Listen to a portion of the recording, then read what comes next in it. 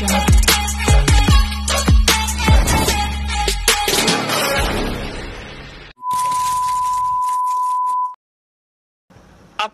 investasi MaxTrend kini tengah menjadi sorotan setelah mengklaim mengalami gejala scam, yang mengakibatkan perubahan signifikan pada platformnya.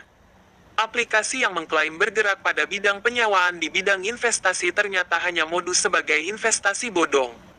Penggunaan skema Ponzi dalam aplikasi ini terlihat sangat jelas dalam perekrutan member baru, di mana anggotanya diwajibkan untuk melakukan deposit jika akan menaikkan level.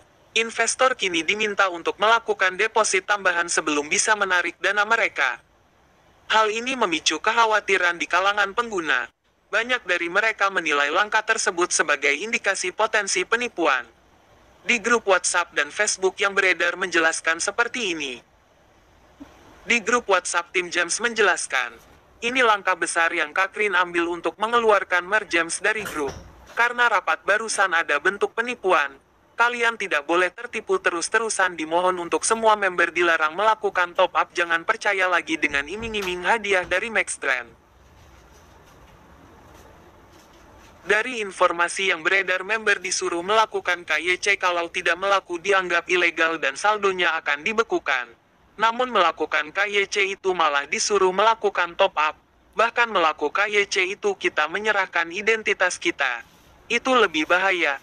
Takut disalahgunakan identitas kita.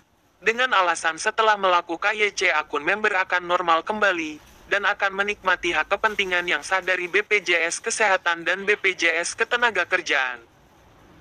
Beberapa investor mengungkapkan kekecewaan mendalam karena mereka tidak bisa menarik keuntungan atau modal mereka tanpa mengikuti instruksi deposit ulang. Meskipun saldo di aplikasi menunjukkan masih banyak aset yang tersisa, namun saldo tersebut sudah tidak bisa lagi diambil atau ditarik. Belum lama ini aplikasi MaxTrend mengklaim terjadi beberapa kerusakan terkait informasi akun milik anggotanya. Masalah tersebut akhirnya mengganggu server dan trafik transaksi yang dilakukan para member. Akibatnya beberapa transaksi seperti penarikan tidak bisa dilakukan. Anehnya, jika deposit seharusnya semua transaksi akan terganggu. Namun yang terjadi, hanya penarikan yang tidak bisa dilakukan anggotanya, sementara setoran atau deposit tetap bisa dilayani. Platform ini menawarkan keuntungan tidak realistis dan berpotensi merugikan dengan risiko tinggi kehilangan seluruh investasi. Investor disarankan untuk berhati-hati dan menyelidiki secara mendalam sebelum berinvestasi dalam platform yang menawarkan keuntungan instan dan menggiurkan. Keamanan investasi harus selalu menjadi prioritas utama. Kini hal tersebut sedang terjadi di aplikasi MaxTrend yang menggunakan banyak alasan karena sudah tidak bisa lagi melakukan pencairan. Beberapa fakta ini seharusnya sudah cukup memberikan alasan untuk anggotanya yang membuktikan bahwa aplikasi ini benar-benar sebuah aplikasi penipuan. Semua anggota aplikasi MaxTrend merupakan korban. Hanya saja ada yang mengalami kerugian besar, ada yang tidak. Karena ada yang sudah berhasil mendapatkan keuntungan dari aplikasi ini karena terdaftar sebagai anggota lama.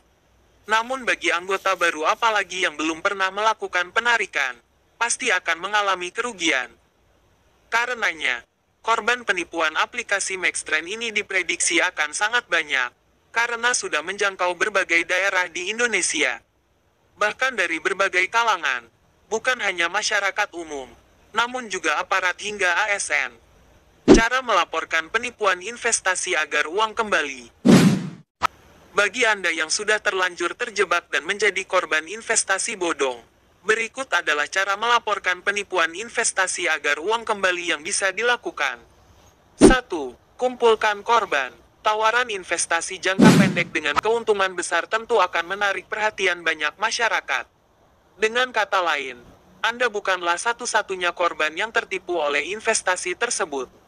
Maka, langkah pertama yang harus dilakukan adalah mengumpulkan korban-korban investasi bodong di platform yang sama. Anda bisa menemukannya dengan melalui surat terbuka di media sosial.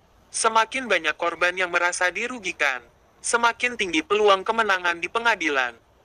2. Cari pengacara yang kompeten. Setelah mengumpulkan para korban, langkah selanjutnya yang harus dilakukan adalah mencari pengacara yang kompeten. Jika bisa, Anda bisa mempekerjakan pengacara yang pernah menyelesaikan kasus yang sama. Cara cek kredibilitas pengacara bisa dilihat berdasarkan portofolio untuk melihat kasus-kasus apa yang pernah dia pegang. Sembari mencari pengacara yang kompeten, Anda dan korban lainnya juga harus menyiapkan bukti-bukti yang memberatkan perusahaan investasi. 3. Buat laporan ke OJK. Cara melaporkan penipuan investasi agar uang kembali selanjutnya. Anda dan korban yang lainnya bisa melaporkan adanya penipuan investasi bodong ke OJK.